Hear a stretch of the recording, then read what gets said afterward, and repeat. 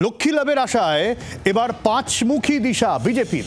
এবার পথে নামছে বঙ্গ বিজেপির মহিলা ব্রিগেড। সুরক্ষিত নারী, সুরক্ষিত পশ্চিমবঙ্গ স্লোগান দিচ্ছে বিজেপি। নির্যাতিতদের জন্য বিজেপি আন্দোলনে নামতে চাইছে, এমনই কর্মসূচি গেরুয়া শিবিরের তরফ থেকে ঠিক করা হয়েছে।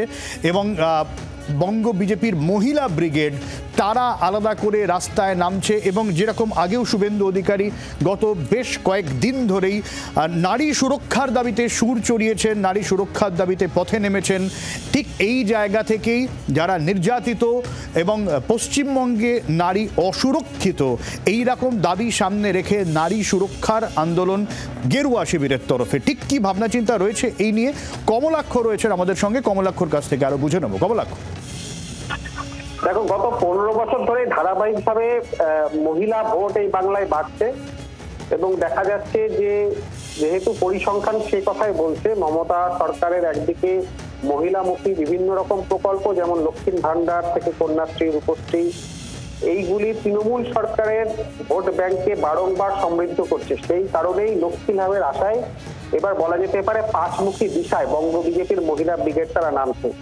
সুরক্ষিত নারী এবং সুরক্ষিত পশ্চিমবঙ্গ এই স্লোগানকে সামনে রেখে আগামী দিনে বিশেষ করে পুজোর পর থেকেই কিন্তু গেরুয়া শিবিরের মহিলা মোর্চা তারা কেন্দ্রীয় নেতৃত্বের নির্দেশ মেনে পাঁচটি পৃথক কর্মসূচি তারা নিতে চলেছেন।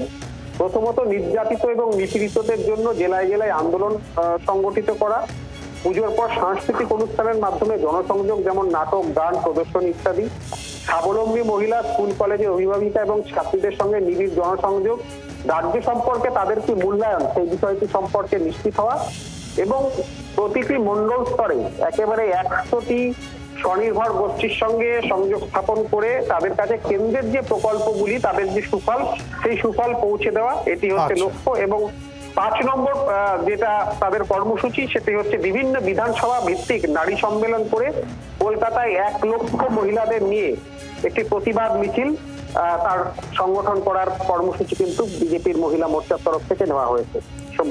অনেক ধন্যবাদ কমলাক্ষ। বিজেপির মহিলা মোর্চার সভানেত্রী ফাল্গুনী পাত্রর বক্তব্য শুনবো। পাল্টা চন্দ্রিমা ভট্টাচার্য কি বলছেন। সুরক্ষিত নারী, সুরক্ষিত পশ্চিমবঙ্গ। তো স্বভাবতই সুরক্ষিত নারীর ক্ষেত্রে আমরা 5টা কর্মসূচি আমরা নিয়েছি, যেটা হচ্ছে মহিলারা যেভাবে নিপীড়িত হচ্ছে, নির্যাতিত হচ্ছে, খুন হচ্ছে, তার বিরুদ্ধে আমরা আন্দোলন সংগঠিত করছি। আমাদের এর পরে দুর্গাপুজোর পরে আমাদের আরেকটা কার্যক্রম, সেটা হচ্ছে বিভিন্ন সাংস্কৃতিক প্রোগ্রামের মাধ্যমে মানুষের সাথে জনসংযোগ। তৃতীয় হচ্ছে আমাদের বিভিন্ন স্বাবলম্বী মহিলা আছে, বিভিন্ন ত্রিস্তরীয় পঞ্চায়েতের ক্ষেত্র আছে, স্কুলের পড়ুয়ারা রয়েছে, যে মহিলারা রয়েছে, তাদের সাথে বিভিন্নভাবে যোগাযোগ স্থাপন। স্বনির্ভর গোষ্ঠীগুলো মন্ডল ওয়াইজ 100টা স্বনির্ভর গোষ্ঠীর কাছে যাওয়া এবং তাদের পরিস্থিতি, তাদের সুবিধা অসুবিধা সেগুলো জানা এবং সেগুলো তথ্যগুলোকে তুলে আনা, এটা। এবং তারপরে আমাদের বিধানসভা ওয়াইজ সম্মেলন এবং তারপরে একটা বড় র্যালি।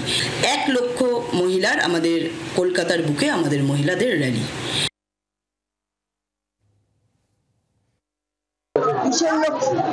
কোথায় লক্ষ্মী?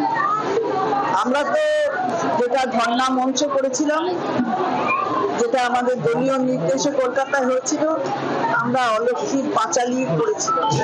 সুতরাং লক্ষ্মীর আশা লক্ষ্মী আছে, লক্ষ্মী যেখানে থাকার অধিষ্ঠিত হয়ে আছে সেখানেই থাকবে, কোথাও যাবে না।